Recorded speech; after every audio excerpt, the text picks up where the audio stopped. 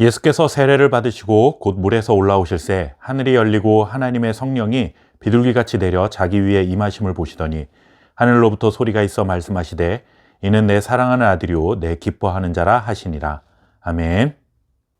예수님은 우리와 똑같은 육체를 가지신 분이시지만 우리와 아주 큰 차이점 한 가지가 있습니다. 바로 죄가 없으신 분이라는 것이죠. 이 땅에 태어나는 모든 사람들은 하나도 예외 없이 죄가 있습니다. 죄는 하나님과 우리들의 관계를 단절시키는 가장 중요한 원인이기 때문에 우리가 하나님의 자녀로 살아가기 위해서는 반드시 죄사함을 받아야 합니다. 그래서 예수님보다 한 발 앞서 예수님이 오실 길을 예비했던 세례 요한은 사람들에게 회개를 촉구했고 회개의 증거로 세례를 베풀었습니다. 이것을 바꾸어 생각해 보면 죄가 없는 사람은 회개를 할 필요도 없고 세례를 받을 이유도 없는 것이다 라고 말할 수 있겠죠. 처음에 예수님은 우리와 달리 죄가 없는 분이라 했습니다. 그렇다면 예수님은 세례를 받아야 할 필요도 없고 이유도 없었습니다. 그런데 오늘 우리가 묵상할 말씀을 보시면 예수님이 세례 요한에게 세례를 받는 장면이 나옵니다. 회개해야 할 죄도 없는 분이 왜 세례 요한 앞에 머리를 숙이고 세례를 받은 것일까요? 예수님께서 세례를 받으려 하자 요한도 깜짝 놀라며 하나님의 아들이신 예수님께서 왜 세례를 받으려 하느냐고 예수님을 말렸습니다. 그러면서 요한은 이렇게 말을 이어가죠. 아니 예수님, 내가 예수님께 세례를 받아야지 어떻게 예수님이 나에게 세례를 받으려 합니까? 라고 묻습니다. 우리가 생각해도 요한의 말이 맞는 것 아닙니까? 어떻게 하나님의 아들이라는 분이 사람에게 세례를 받을 수 있습니까? 더군다나 세례는 회개하고 죄 용서를 받았다는 증거인데 죄가 없는 예수님이 세례를 받는다면 그것은 예수님도 남몰래 죄를 지었다는 말인가 하는 생각을 해볼 수도 있습니다. 하지만 예수님은 자신이 왜 세례를 받아야 하는지를 그 이유를 요한에게 말씀해 주십니다. 15절 말씀입니다. 예수께서 대답하여 이르시되 이제 허락하라. 우리가 이와 같이 하여 모든 의를 이루는 것이 합당하니라. 예수님이 세례를 받으시려 하는 이유는 모든 의를 이루기 위함이라고 말씀하십니다. 여기서 모든 의란 바로 하나님의 뜻을 말합니다. 즉 하나님의 뜻을 이루기 위해 나는 세례를 받는 것이 합당한 것이다 라고 하신 것입니다. 하나님의 뜻이 무엇입니까? 예수님이 사람들의 모든 죄를 짊어지시고 십자가에서 죽음을 당하는 것입니다.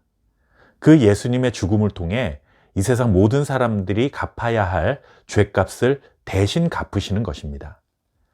즉 예수님이 십자가에 달려 죽으신 것은 예수님이 죄가 있어서 죽으신 것이 아니라 죄인인 인간들의 대표자가 되어 대신하여 죽음을 당하시는 것이죠.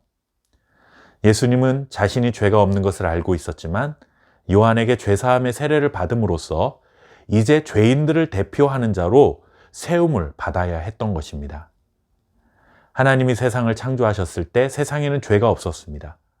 그런 세상에 죄가 들어오게 된 이유는 바로 아담과 하와가 불순종했기 때문입니다. 아담과 하와도 인류의 대표자였습니다. 그런데 이 첫 번째 인류의 대표자인 아담과 하와는 하나님의 뜻을 어겼고 그로 인해 죄가 세상에 들어오게 되었습니다. 하지만 두 번째 인류의 대표자이신 예수님은 아담과 하와처럼 하나님의 뜻을 어기지 않았습니다. 죄인들의 대표가 되어 인류의 죄를 대신해서 십자가에서 죽음을 당해야 한다는 이 뜻을 이루시기 위해 그는 처음부터 하나님의 뜻에 순종하는 모습을 보여주셨습니다. 이렇게 세례를 받고 나니 곧바로 하늘이 열리고 예수님에게 비둘기같이 성령이 임하게 됩니다. 유대 문헌들을 보면 비둘기는 곧 하나님의 구원을 상징하는 표현으로 사용되고 있습니다. 예수님이 세례를 받으신 직후에 성령이 비둘기같이 임했다라고 하는 것은 이제 예수님을 통해 새 이스라엘 공동체를 이루실 것이라는 사실을 보여주는 것입니다. 구약에서는 모세를 통해 아브라함의 후손인 이스라엘 백성들을 애굽에서 구원해 내셨는데 이제는 하나님의 아들이신 예수님을 통해 아브라함의 후손이 아니더라도 즉 이방인일지라도 예수님을 믿음으로 받아들이면 죄와 사망으로부터 구원을 받고 하나님의 백성으로 살아갈 수 있게 되었음을 알려주는 놀라운 사건인 것입니다. 마태복음은 예수님이 세례를 받으신 이 사건을 통해 하나님의 아들이신 예수님께서 인류를 구원하시기 위한 하나님의 놀라운 계획이 시작되었음을 알려줍니다. 우리는 아브라함의 혈통적인 후손들이 아닙니다. 유대인들의 입장에서 보면 저와 여러분은 그저 이방인에 불과합니다. 하지만 이제는 예수 그리스도 안에서 유대인, 이방인 이런 구분은 모두 사라졌습니다.